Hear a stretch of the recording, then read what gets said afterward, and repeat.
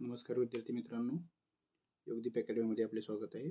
आज दिनांक 2 फेब्रुवारी 2025 रोजी झालेल्या कंबाईन ग्रुप बी 2024 पूर्वपरीक्षा गणित व बुद्धिमत्ता याचे विश्लेषण पाहणार आहोत आपण. तर पहिला प्रश्न बघा, 18 मीटर लांब व 12 मीटर रुंद असलेली जागा व्यापण्यासाठी 30 सेंटीमीटर बाजू असलेल्या चौरस आकृती किती फरशा लागतील?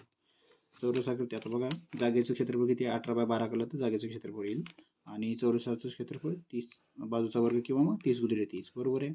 पण हे इथं बघा सेंटीमीटर आहे आणि हे मीटर आहे, म्हणजे याला मीटरमध्ये करून घ्या. 1800 गुणिले 1200 हे काय झालं? जागेचं क्षेत्रफळ झालं. फरशीचं क्षेत्रफळ किती आहे मग? 30 गुणिले 30 एवढं. काय इथं आता हे 0 हे 0 हे 0 हे 0, 3 त्रिक 9, 9 दोन्ही 18, 200 12 म्हणजे 12 दोन्ही 2400. किती फरशा लागतील मग? 2400. 3 नंबर ऑप्शन. दुसरा प्रश्न बघा, ताशी 80 किलोमीटर वेगाने जाणारी 700 मीटर लांबीची एक गाडी.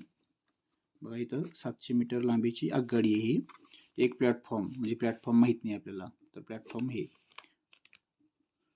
72 सेकंदावर ओढते. तर प्लॅटफॉर्मची लांबी किती? म्हणजे 72 सेकंदामध्ये आगगाडीची आणि प्लॅटफॉर्मची लांबी ओलांडते, बरोबर आहे. तर वेग किती? 80. मग 80ला काय करा? मीटर प्रति सेकंदमध्ये करून घ्या. 5/18 हे 9 आणि हे 40, 4×5 20 म्हणजे 200/9 आलं, बरोबर आहे. तर आता बघा 9 सेकंदामध्ये 200 मीटर जाते, बरोबर आहे का? मीटर प्रति सेकंद असतं ना हे, बरोबर आहे. 9 सेकंदामध्ये 200 मीटर जाते. तर 72 सेकंदामध्ये किती जाईल मग? बघा 72/9 गुणिले 200, 9 8 72, 8 दोन्ही 1600, बरोबर. 1600 मीटर एकूण अंतर आहे. तर मग त्याच्यातलं आगगाडीचं अंतर दिलेलं आहे आपल्याला, किती आहे? 700. -700 करा. छेदामध्ये किती आला आता?